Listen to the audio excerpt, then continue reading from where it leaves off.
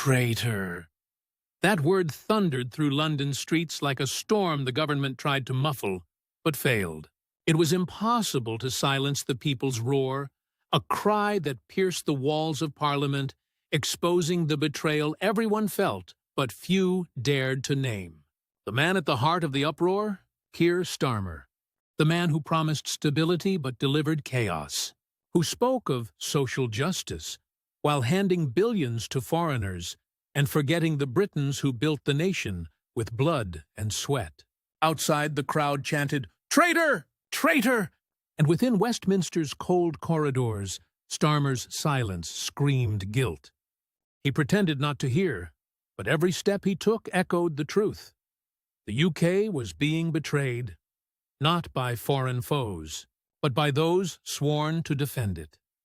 As Starmer hid behind Downing Street's gates, the country bled.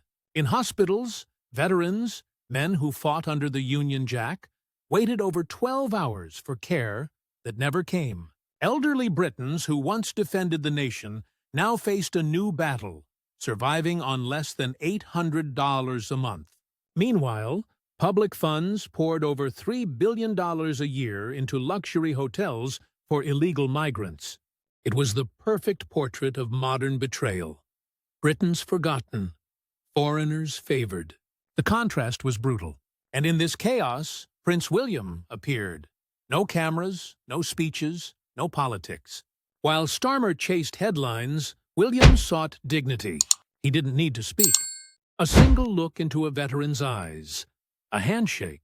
It was the most powerful act Britain had seen in decades. In that moment, the people realized true leadership doesn't shout, it acts. The streets began to shift. What once seemed like simple protests became something deeper, a moral reckoning. From Leeds to Manchester, Cardiff to Portsmouth, the same cry echoed, "Serve your own first." People were tired of empty words, recycled promises, governments preaching equality while ignoring those who truly sustain the nation. Veterans, nurses, exhausted workers all began to see they were not alone. The betrayal had been exposed, and now fury took shape. Placards displayed shocking figures. Billions misdirected, hospitals collapsing, families without heat. Each statistic was an open wound, each face a reminder of something precious lost. And when Prince William reappeared, this time among the ashes of a burned-out building in Sheffield, holding a child's melted toy, the nation paused. It wasn't politics, it was humanity, and that silence spoke louder than any of Starmer's speeches. The next morning, the papers didn't talk about the economy or public policy, they talked about an image. A simple photograph captured William amid the ruins, his gaze steady, his expression heavy with something Britons hadn't seen in years. Genuine compassion. The contrast with Starmer was devastating. While the Prime Minister signed $15 million consultancy contracts for migrant accommodation, the Prince walked through the wreckage, listening to stories Westminster had forgotten. Nurses called the contracts blood money. Veterans were blunter. Institutionalized betrayal. And when cameras caught Starmer dodging questions about spending, public perception crystallized. He didn't govern for the people. He governed for interests. Meanwhile, the video of the Prince in silence reached 60 million views. England, for the first time in ages, wept not in anger, but in shame. As the sun set over London, the city became a mirror of the nation, weary, betrayed, and finally awake. Westminster Bridge filled with medaled veterans, tears in their eyes. They held simple, devastating signs. $800 a month for those who served, $170 a night for those who arrived yesterday. The injustice was undeniable, and no minister dared show their face. Police drones captured images for the history books.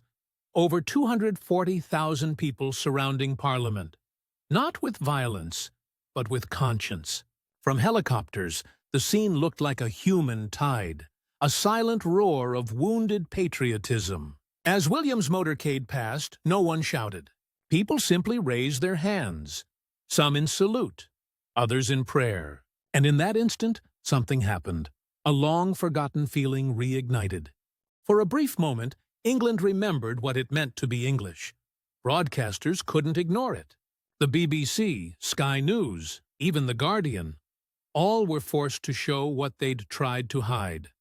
A nation united by exhaustion and shame. Pundits called it the rebirth of British conscience. But for the people, it was simpler. The awakening of truth. As protest images spread, support for the government collapsed. 2 ministers resigned, citing moral conflict, and over 40 MPs sent letters of no confidence in Starmer. He tried to downplay it, saying he understood the people's frustrations. But the words rang hollow, especially when, that same day, he announced new billions in migrant spending. The message was clear. It wasn't incompetence, it was misplaced priorities. And when the Telegraph headlined, "William listens, Starmer ignores," something changed irrevocably. The country no longer saw a prime minister. They saw a traitor. By Friday night, London felt like a city under siege. Not by enemies, but by citizens who had finally awoken. The streets around Westminster became a sea of flags, candles, and signs. An 82-year-old veteran, Peter Lawson, told the press, "We fought their wars. Now we fight to pay our bills." The words echoed across the UK. From pubs to churches, indignation turned to movement. Every corner of the island seemed to repeat the same oath. Never again will we be ignored. And while Starmer remained locked in emergency meetings, William reappeared in silence, visiting hospitals and shelters unannounced. He didn't seek headlines, just eye contact. And there, before amateur cameras and broken hearts, England rediscovered something lost: faith in leadership that serves, not itself. The contrast between prince and politician became impossible to hide. Before continuing, if you too feel the truth must be spoken, without fear, without filters, subscribe now and leave a like. This simple act helps spread this message across the UK and shows there are still voices that won't bow to the system. Hit the bell, because while they try to hide reality, we'll keep revealing what they don't want you to know. On Sunday, a new image spread. Prince William bowing before a wheelchair-bound veteran, stopping him from standing to salute. The gesture was small, but the meaning immense. It was the antithesis of the political cynicism gripping the country. Without a word, William showed what the UK had forgotten: humility, respect, service. The image spread like wildfire. Murals appeared in Glasgow, Liverpool, Birmingham, all with the same phrase: leadership is service. Meanwhile, Starmer scrambled to contain the disaster. Leaked emails showed his team discussing how to reverse the emotional narrative created by the prince. The public response was immediate: outrage. The press began calling him the migrant's prime minister. Labour panicked, but it was too late. The nation had already chosen whose voice to heed, and it wasn't Starmer's. In less than a week, the tide turned. Polls showed the unthinkable. Labour plummeting 12 points, while trust in the monarchy soared to historic highs. And this didn't happen through fiery speeches, but through silence. The silence of a prince who refused to play the political game. The BBC tried to downplay the images, reducing William's visits to mere protocol. But the public no longer believed. Online, millions shared the phrase that became a national symbol. He didn't speak, but everyone heard. While Starmer talked of balanced priorities, Britons saw their veterans sleeping on park benches. While he promised international solidarity, the people asked, "And what about solidarity with our own?" The government had lost its soul. And in the heart of London, amid the smoke and winter chill, the British people reignited the spark of memory.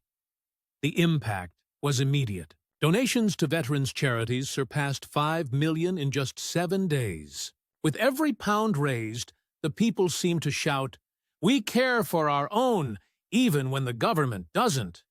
Streets, once apathetic, now breathed purpose.